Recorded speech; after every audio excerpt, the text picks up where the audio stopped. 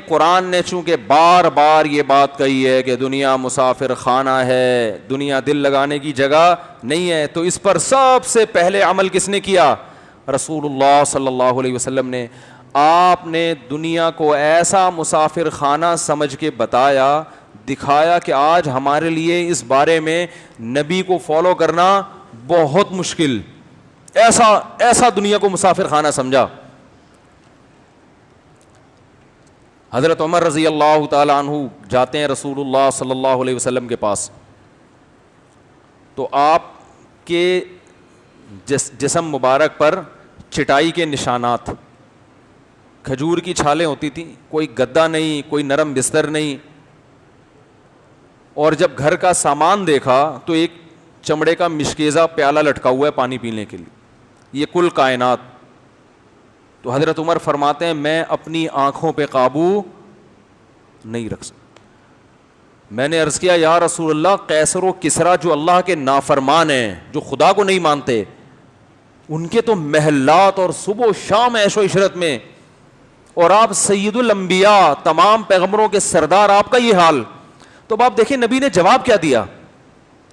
ہمارا کوئی مرید آئے ہمارے پاس اور ہماری غربت دیکھے, اور میری تو غربت نہیں ہے الحمدللہ, اللہ کا دیا بہت کچھ ہے, فرض کریں غریب ہوتا میں اور کوئی مرید آتا, مفتی صاحب یار آپ کے گھر میں یہ ٹوٹی ہوئی چارپائی, آج کسی پیر کے گھر میں کوئی مرید چلا جائے نا, آپ کے گھر میں صوفہ نہیں, چٹائی پہ بیٹھیں گے, ویسے تو بڑے بڑے سفر ہو رہے ہیں, تو میں فوراً رو پڑوں گا نا, اپنے اس مرید سے پھوٹ پھوٹ کے گلے مل کے رو پڑوں گا بھائی کیا بتائیں یار, یہ تو بس دنیا ہے جو دیکھ رہی ہے ہمیں چمکتا ہوا, اندر کے حالات تو آج تمہیں پتہ چلے ہیں, اور بس کیا کریں بھائی, اب کسی کو بتا بھی نہیں سکتے.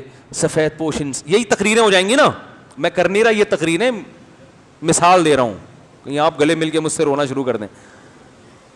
بھائی بند کریں نا 2 منٹ کے لیے اس کو. تو پھوٹ پھوٹ کے رونا, پیر ایسے ہی کرتے ہیں, جاہل پیر جو ہوتے ہیں نا. پھر بس کیا کریں, بس اب یہی ہے کہ بھائی اللہ کی طرف سے صبر کرنا چاہیے. آخر میں تقریر جھاڑوں گا کہ دنیا مسافر خانہ ہے, ایسا ہی ہوگا نا, بس کیا کریں صبر کر. اور آپ جیسے جب نالائق مرید ہوں گے تو پھر یہی ہوگا. بزمان حال یہ بھی کہہ رہا ہوں گا اس کو میں, ہمارے نبی صلی اللہ علیہ وسلم نے یہ نہیں کیا جیسے آپ کسی کے غم میں اس کے ساتھ شرکت کریں تو اس کو بھی رونا آ جاتا ہے. بھائی کسی کا بچہ مر گیا, وہ بیچارے کو 2-3 دن کے بعد صبر آیا, آپ گئے گلے مل کے رونے لگے, تو پھر اس کو دوبارہ رونا آتا ہے نا تھوڑی دیر کے لیے. تو بھائی کوئی ہم ہوتے غربت میں پڑے ہوئے ہوتے, صبر کر کے بیٹھے ہوئے ہوتے, کوئی مرید آ کے روتا, 2 آنسو بہاتا, یار آپ کی یہ حالت, تو 4 آنسو ہمارے بھی اس موقع پہ نکل جاتے, اپنا غم یاد آ جاتا نا.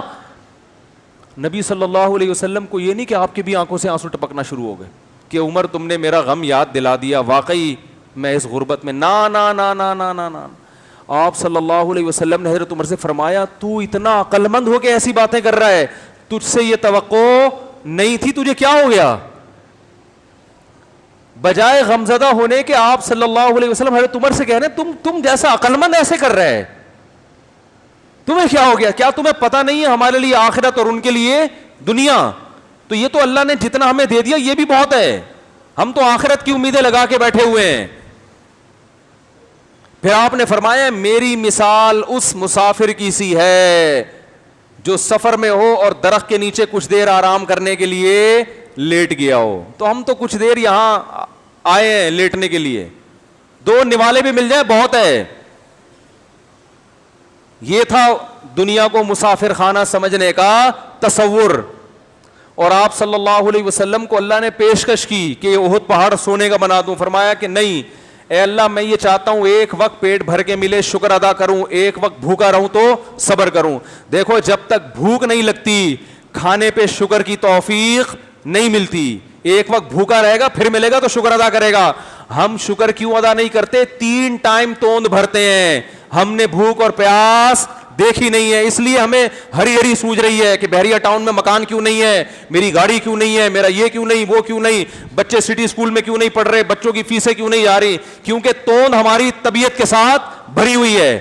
غریب کے یہ مسائل نہیں ہوتے. غریب کہتے روٹی مل جائے, روٹی پیٹ بھر جائے بہت ہے.